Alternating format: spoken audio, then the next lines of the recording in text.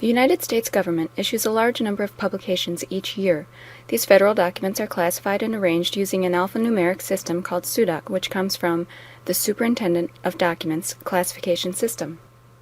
Sudoc call numbers are easily recognized by the fact that they all contain a single colon. This colon divides the call number into two parts, the stem, the first part, and the book number, the second part. Both the stem and the book number are further broken down into sections. These sections are separated from each other by slashes, dashes, and periods. These separators, as well as the colon, are known as stops. It is important to remember that in the Sudoc system, periods are only used as stops or to indicate abbreviations. They never indicate decimals.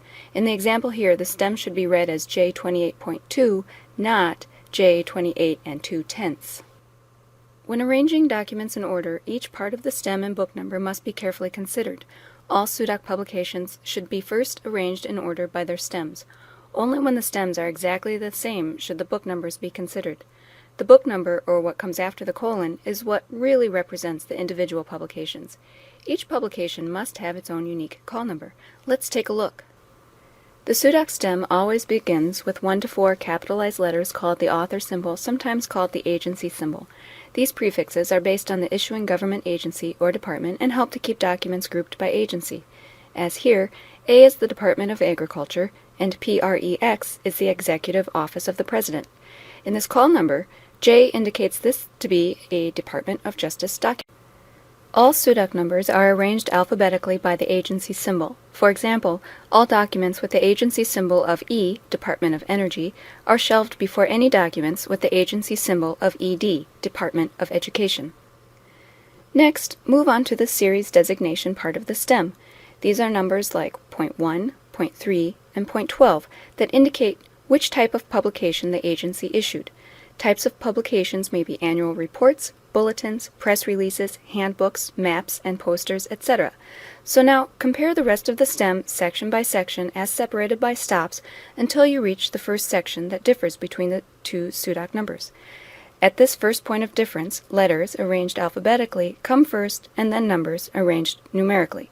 In the example, SBA 1.13/4 is placed before SBA 1.32/2 because at the point of difference, 13 comes numerically before 32. There is no need to look beyond this point in the call number. Incidentally, point 13 indicates this publication is a form. Finally, nothing comes before something. When the stems of the Sudoc numbers being compared are the same except that one has an additional section, the shorter Sudoc number comes first. Once the Sudoc numbers have been arranged by stems, it may be necessary to further arrange them by book numbers. Remember that only when the stems are exactly the same do you need to compare the book numbers. Just as when arranging stems, book numbers are compared section by section until the first point of difference is found. Each section will fall under one of the following categories: number of sections, cutters, words, chronology, letters, or numbers. These categories have a hierarchy too and must be put in order according to this list. Let's explore these categories further, starting with the number of sections in a book number.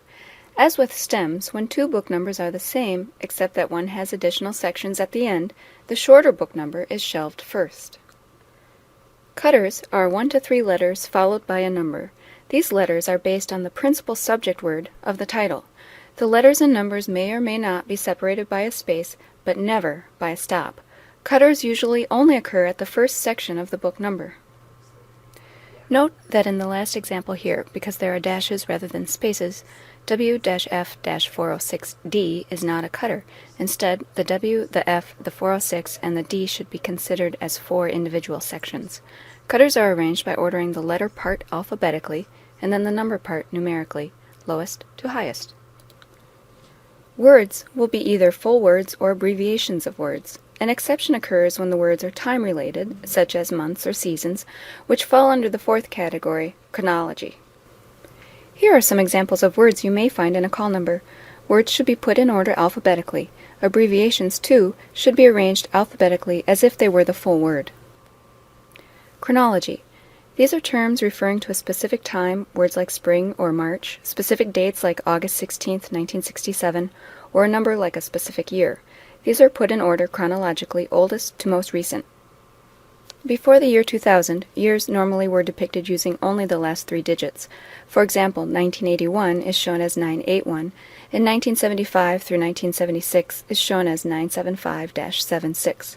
Starting with the year 2000, all 4 digits tend to be used. Determining when a number is a year or just a number takes careful attention, some experience, and sometimes a little common sense. Letters is the 5th category that can make up the book number.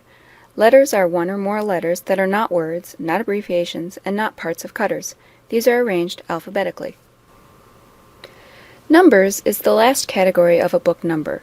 These are numbers that are not years, and they are arranged numerically lowest to highest. This all may seem like a lot of information to remember about ordering book numbers, but if you can just remember the order of the 6 different categories and what they mean, the ordering within each category is pretty much common sense. Finally, the Superintendent of Documents classification system has expanded over the years, as has the federal government. The Sudoc system can be complex and seem confusing at times, and this tutorial does not cover everything. When questions arise, just ask. Michigan State University has created an online tool for testing your Sudoc knowledge. Please go to their site at this URL and review the Sudoc rules, take the short quiz, and complete the shelving exercises. Thank you.